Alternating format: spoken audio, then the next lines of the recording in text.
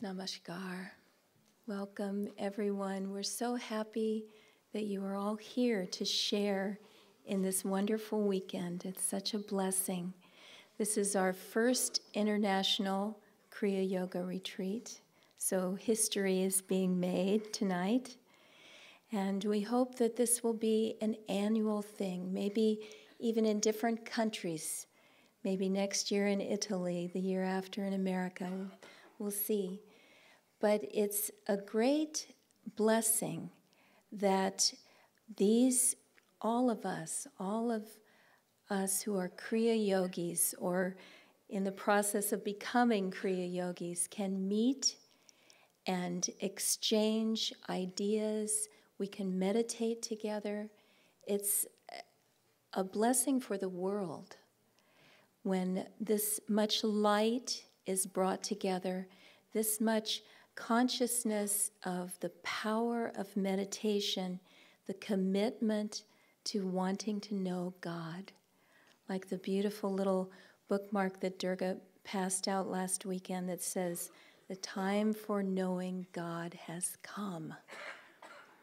It takes very good karma to finally have this liberating technique of Kriya Yoga. And just as we have found in our various colonies and meditation groups, that power of meditating together is very magnetic. I've always been a very independent sort of person. And so even though I've been on the path for over 30 years, I always liked to meditate alone. And I was perfectly happy meditating alone. And then as I began living in colonies, different colonies that Ananda has, I began to realize the power in meditating together. And what we have here, learning the higher Kriya techniques, getting the Kriya initiation for many people for the first time this weekend, that's a lot of power, a lot of light. And so I invite you to, as you're meditating during the different opportunities that will be given to you this weekend, draw that light consciously and consciously send it out. See the world enveloped in that light of God. It's so important. We think we're just one little human being. What can we accomplish? But we can love, and we can give energy. We can pray, and we can visualize light and harmony and peace. This world is so desperately in need of these things. And what we have here is one of the highest, most important things happening on the planet. Our great masters have given these liberating techniques. Whenever I read that story in autobiography in which Lahiri is talking to Babaji, and Babaji says, "Give this technique to all who are willing to, renounce everything." And here he says, "Can't I give it to all the sincere seekers, please?" And Babaji says, "The Lord has spoken through you." And so all of us, householders, renunciates, everyone who sincerely wants God has this liberating technique. It's a miracle. It's an incredible blessing. So take the seriousness of that to heart, as well as the profound joy of that. And enjoy this rare opportunity to meet Guru Bhais from all over the world. You never know what magic can happen when devotees are brought together. Jesus says in the Bible, "Where 2 or 3 are gathered together in my name, there am I in the midst of them." Our great masters are here with us. And let's make the most of this opportunity, drawing the light and sending it out to all. God bless you.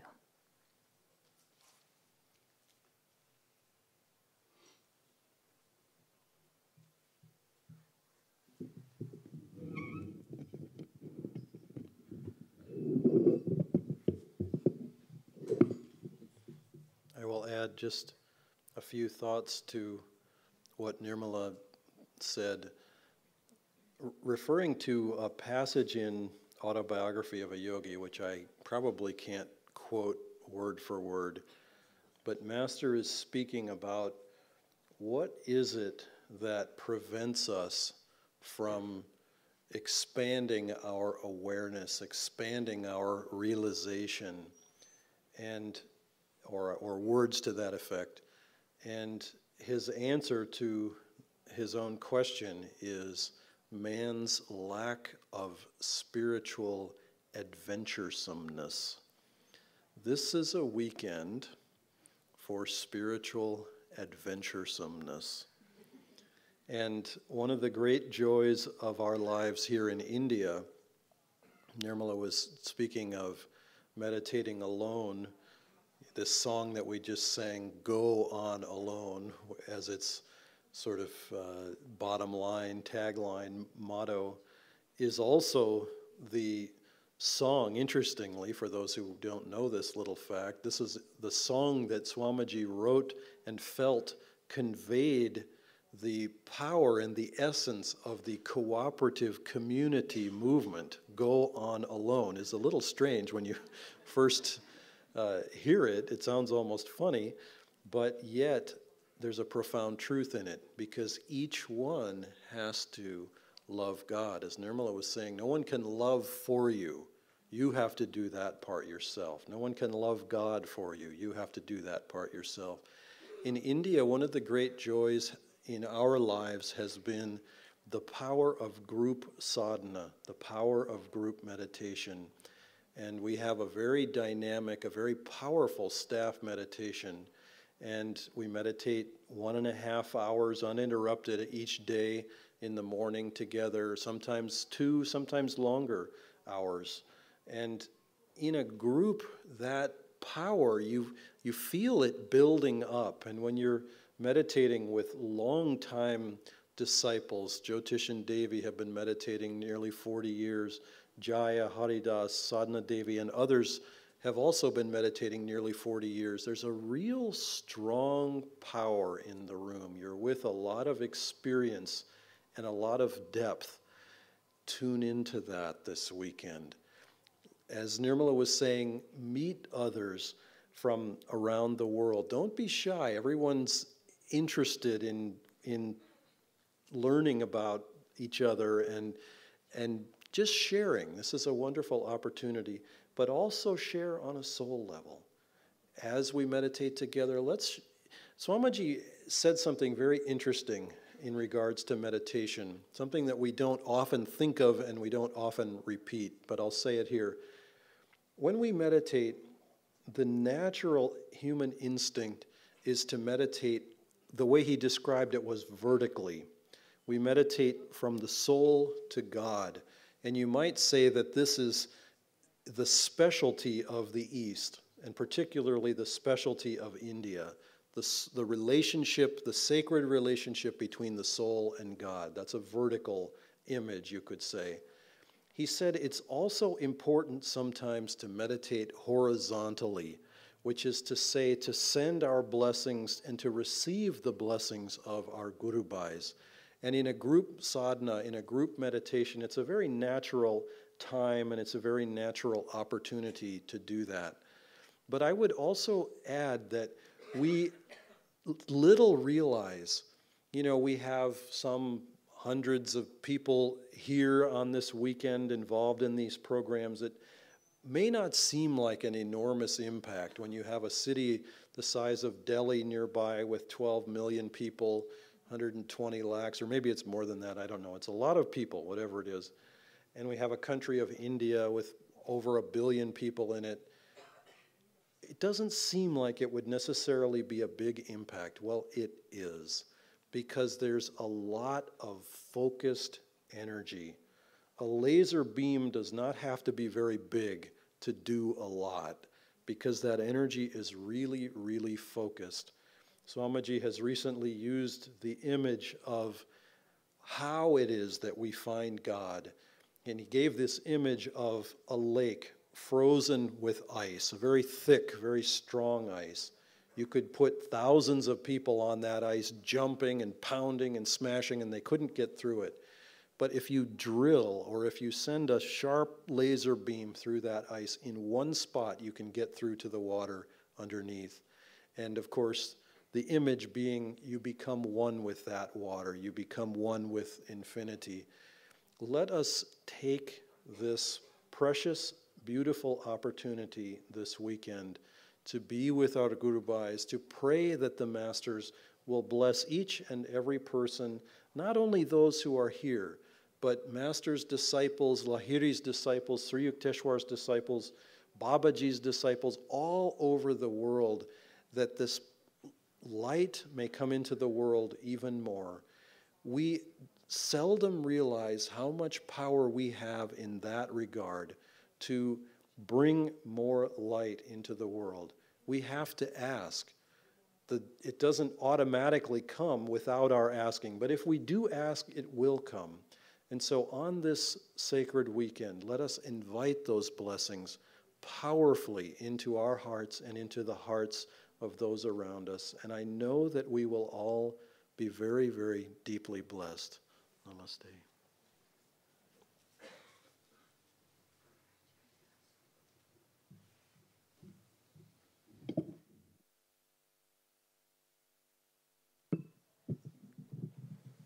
Namaste. It is a great joy to be back in India and see many of our dear friends, and also to see people coming from all over the world.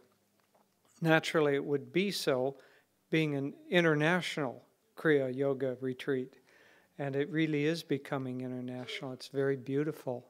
It will continue to grow that way. You and I have the opportunity to be instruments to help spread this. One time, Kriyananda was asked a question, what is the mission of Ananda? And he gave a very surprising answer, one that is one that we should meditate on. He said the mission of Ananda is to balance the world on the spiritual plane. Now that sounds, in one sense, absurd, because we are maybe 150 or 200 people here, and there are 6 billion people in the world. How are 200 people going to change the lives of 6 billion people? Yet, that is the way that God works. One little seed is the beginning of an entire forest. One small group of people together like us is the beginning of a movement. The movement that this world needs above all else is the movement of self-realization, not an organization, not even a particular path, but thousands, millions of souls yearning for self-realization or union with God. That kind of desire needs to start somewhere. It needs to start with a model, a few people. And we are blessed to be in the very early years of that development. Think how blessed we would be. There are Christians in this room, or people who grew up in a Christian country. Think how blessed you would be to feel that you were among the very few Christians in the next generation after Christ, and that ahead of you was the whole glorious spread of this divine teaching, or that you were disciples of Krishna who lived one generation after Krishna's death, and ahead of you was the whole teaching and the whole spread of that divine consciousness into the world. It's a very, very blessed life that we have. The gathering together of us now, Master's teachings is filled with examples about magnetism. He said the whole world operates in terms of magnetism. The right and left hand are different magnetic poles. The top and bottom of the spine are different magnetic poles. Each part of the interior spine, the chakras, have plus and minus in them. The very atoms of the world are made up of plus and minus. So this spreads throughout everything. Most of the time, our positive magnetism is neutralized by being in the presence of other people who have, some of them, negative magnetism, but most of them simply magnetism directed in other ways. And that our desire for God, our desire for self-realization becomes dissipated. But this weekend, the gathering together of sincere souls, all who are directed in one direction, like molecules in a magnet, all aligned in a north-south direction, we have the power to help uplift and help change each other. This life is a very precious life. We have a dear friend who is in the final phases of fighting a long karma with cancer. I don't mean close to death, I mean conquering it. But this friend of ours, from the time she was 5 or 6 years old, knew that she was predestined to have this battle. And it was something in her subconscious mind that was there all along, knowing that she was going to have to fight this. Her mother died young of this disease. Anyway, recently, within the last few months, she had a diagnosis that seemed very, very severe, as if, well, maybe this really is the end. And she began meditating on that question. And she came to the realization, this is such a precious life that I have. I have a guru. How long have I struggled? How many lives have I struggled to have a guru? I have a spiritual community in Satsang where I'm together with other devotees. I have a teacher that is giving me all this energy. I have the love and blessings, and I have this sacred technique. What a precious life I have. I don't want this life to end now. I want to live. Within a day of that firm decision, the doctor said, "Oh, we misread the charts." That very serious thing, they thought the cancer had spread to the spine. That very serious thing, that isn't... it isn't cancer at all. It's just probably a little calcium growth. But what I'm saying is that all of us have this very, very precious life where the circumstances have come together to allow us to make great strides on the path that our own soul is hungering for, the path of self-realization. And this is a very precious life. This weekend is a very precious weekend. It's important for each of us individually, but it's important also for the whole world. A small group of people can make a difference in the world.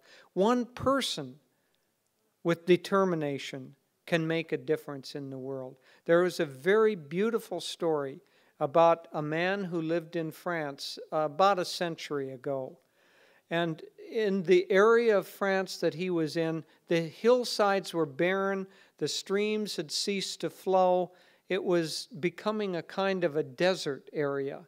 And this man decided that he would begin to plant oak trees. And so he would grow the acorns, he would take them, he would sprout them, get the little baby oak trees, and day after day he would go out and plant until he planted acres and then tens of acres and then hundreds of acres, until finally he had planted some, I don't know how many, but 500 or 600 acres of oak trees. By that time, of course, the ones that he had been planting 20 or 30 years ago were beginning to plant other oak trees themselves. He didn't have to plant them. And the birds were coming back to inhabit the forest, and the squirrels were taking the little acorns and burying them in the ground. Gradually, this oak forest spread and spread, and within that one person's lifetime, the streams started flowing again. The animals started re-inhabiting the forest. It became a verdant, beautiful forest again. One person with determination can change this world. 200 people gathered together with determination can change this world. You and I can change our own lives, and through that change of our own lives, we can be a great blessing to this world. This line of masters came into the world for one purpose only, and that was to help uplift mankind and take away the disease of spiritual ignorance. And the fact of the matter is that those who are in tune with them are going to receive the most benefit from their incarnation. That's you and me. But we will also have our own magnetic influence with the people that we meet. And together, this I don't want to call it religion, this spiritual path of the individual soul reaching up for self-realization, it is destined to spread. It is God's destined plan to spread this. You and I are not going to make that happen, nor are we going to prevent that from happening. It is beyond us. God is going to make that happen. But you and I have the choice of whether we're going to participate in that great drama. And if we participate, the blessings of this life will be very great and very sacred. So this is a wonderful opportunity when we've come together. As Dharmadas and Nirmala have said, let's meditate deeply together. Let's enjoy each other's company. Let's mix up all that positive magnetism with each other so that we all go away more inspired, deeper, and more vibrant channels for this great line of gurus.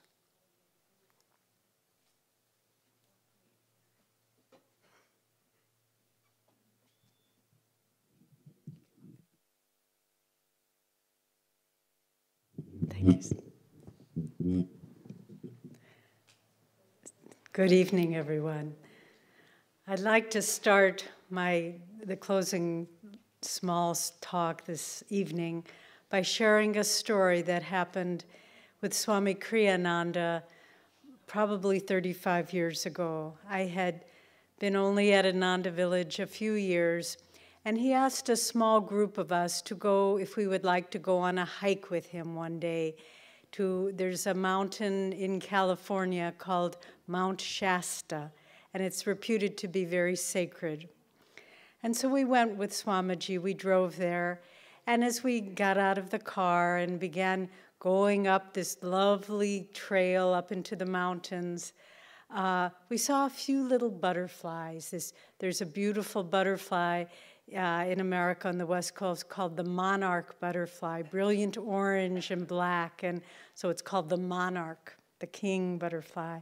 And so we saw one or two of these nice butterflies, and then as we ascended the mountain, we didn't know, but that day, one day a year, it's the perfect moment, only one day every year, when all the monarch butterflies, it's their time where they hatch out, hundreds of thousands of them. It was like walking through clouds of butterflies, and they were sailing down these currents of air down this mountain trail, and Swami Kriyananda was at the head of our little group of people hiking, and it was almost like we were swimming through butterflies.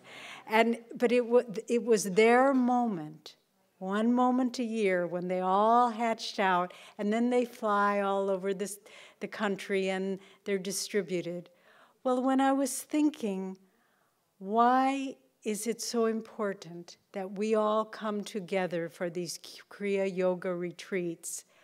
For all of us, we have had many, many lifetimes uncounted, where we have been caught up in the drama of the world. Swami has a beautiful song, "Through many lives I've drunk the cup of sorrow. No man can know the bitter tears I've shed. Through many lives I've drunk the cup of sweetness. No man can know the pleasures I have seen." And so these lifetimes of sorrow, of happiness, sorrow and happiness. But then there comes the moment, that God-ordained moment for each soul when we say, the time has come to step outside of the veil of Maya, to awaken to my true soul nature, just as those little butterflies. It was their moment to come out of their little cocoon, their enclosure of the ego, and become the beautiful free butterfly of the soul. For all of us, through receiving the diksha of our guru, through receiving initiation into Kriya Yoga, we are saying, the time has come. I am tired of being enclosed in the cocoon of my ego. I want to be a soul butterfly. Master has a poem about that too. And so for all of us together, when we saw one little butterfly, it was interesting. When we saw on that hike that day 35 years ago, it was beautiful. But when we saw all the butterflies reaching that point of freedom together, it was a miracle. And so for all of us, the reason it's so powerful, because all of our souls in this lifetime have said, the time has come. I will awaken into thy light through the grace of my guru, through the blessing of the practice of this sacred technique of Kriya Yoga that this great line of Kriya masters have brought. Together, we are making a great miracle in this world. And when you see each other this weekend, as we meditate together, as we chant together, as we learn the techniques of Kriya and the higher technique of Kriya, all of these things, let us feel why we have come. Swamiji commented recently that he mentioned, he said, I was born in 1926 when Master Yogananda Ji purchased Mount Washington, his headquarters in America. Many of us were born the year the autobiography was written. Many of us were born when Ananda was founded. But there are these key moments in time. But what's 20 years? What's 40 years? What's 80 years? It's like it's not even significant in the eyes of God. But what is important, that in this lifetime, we have been born with the knowledge, with the yearning to find God. And that's why we've come together, to say together we will create a great miracle as our souls rise up in freedom. In the song that they sang earlier, they said, one life beneath the surface binds every man to me. Well, that's true in a general way, but when people come together to practice Kriya Yoga, it's more than one life. It's a united soul saying, in this lifetime, we will find spiritual freedom. We will realize the self within through the grace of God, the grace of Guru.